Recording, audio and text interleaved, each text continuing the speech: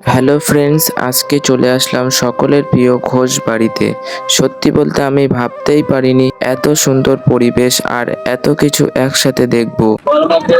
সকলের বাড়ি ঘড়ি বাড়ি ঘুরতে এসেছি। আপনাদের সামনে কিছু দেখাবো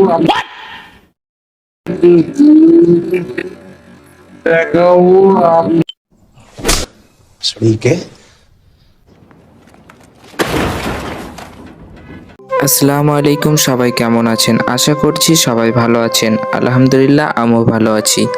ফাইনালি খুব সকালের ঘুম থেকে উঠেই বিকালের ঠান্ডা রৌদ্রে তিন বন্ধু মিলে বেরিয়ে পড়লাম ঘোষবাড়ির উদ্দেশ্যে, যেখানে যাওয়ার জন্য কোনো ব্যাগপত্র কিছুই নিলাম না, কারণ এখানে যেতে টাকা লাগে না, একেবারেই বিনামূল্যে প্রবেশ করা যায় এই পার্কে। তাই আমরা তিনজন মিলে রওনা দিলাম ঘোষবাড়ির দিকে। ফাইনালি ঘোষবাড়ির সামনে পৌঁছে গেলাম। এই সামনে যে বাড়িটা দেখতে পাচ্ছেন, এটা হলো ঘোষবাড়ি। আর সামনে দেওয়া আছে কিছু গাছ, আর এদিকে ঘর তৈরির কাজ চলছে।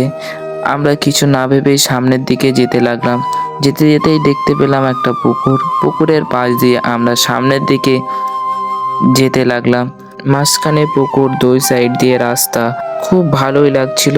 যতই সামনে যাচ্ছিলাম আরো সুন্দর সুন্দর জিনিস দেখতে পাচ্ছিলাম। গিয়েই দেখি ঘোষবাড়ি অফিস।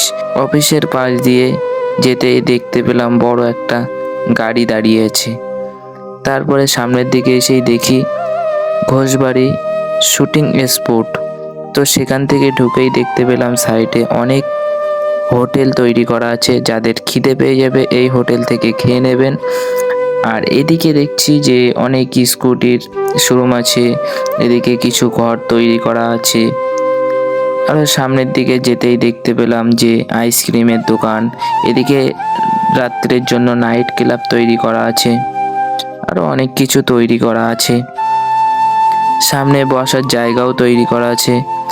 এদিকে বাচ্চাদের জন্য সুইমিং পুল করা আছে, এর ভিতরে বাচ্চারা খেলা করে বোর্ড নিয়ে। এদিকে যে বাইক রেস হয়, মরণ কূপ, সে খেলাও হয় এখানে।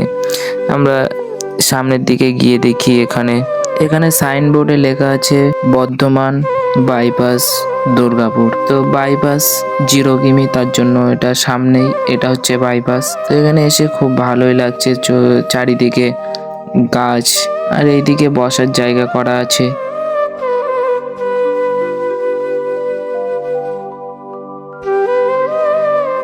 এদিকে জিরাফ রাখা আছে, ঘোড়া আছে, অনেক কিছুই আছে। এটা হচ্ছে বাইপাস ধাবা, আর এখানে সবাই বসে আড্ডা দেয় আর কি। আর এদিকে ছোট ছোট ঘর তৈরি করা আছে এখানে।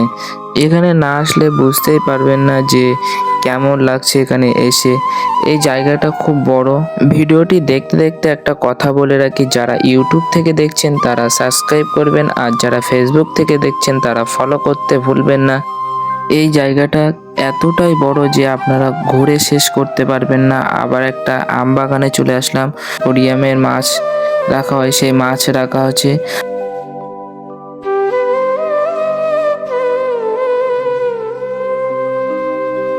আর সামনে দেখতে পাচ্ছেন এটা হচ্ছে গরিবের হাট। খুব কম দামেই এখানে জিনিস পাওয়া যায়।